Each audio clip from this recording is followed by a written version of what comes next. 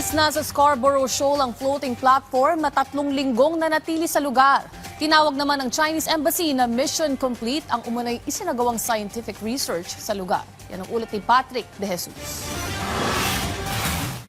Panibagong kuha ito ng Philippine Coast Guard sa nakitang floating platform sa Scarborough Shoal o Bajo de Masinloc. Makikitang nakakalas na ang iba't ibang bahagi nito na isinakay sa isang Chinese research vessel. Sa Maritime Domain Awareness Flight naman ngayong Miyerkules, kinumpirma ng National Task Force for the West Philippine Sea na wala na sa Bajo de Masinloc ang floating platform. Yung platform na dinisassemble nila yesterday is no longer there in Bajo de Masinloc.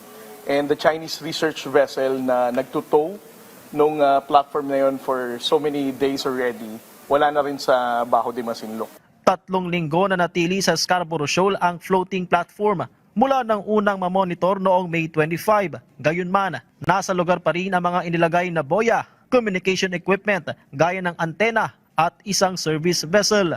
Tinawag naman ng Chinese Embassy na mission complete ang isinagawang pagsusuri sa Bajo de Masinloc sa tulong ng floating platform na anilay pansamantalang research facility sa ilalim ng South China Sea Institute of Oceanology, Chinese Academy of Sciences. Hamon ngayon ni PCG spokesperson for the West Philippine Sea, Rear Admiral J. Tariela sa China.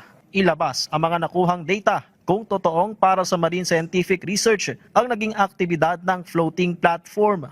Kung ang ginawa talaga nila is for the conservation or preservation ng environment and for the benefit of the world, it would be a good idea for the Chinese Embassy to share with us yung mga data na nakuha nila sa paggawa ng illegal MSR sa Bajo de Masinloc.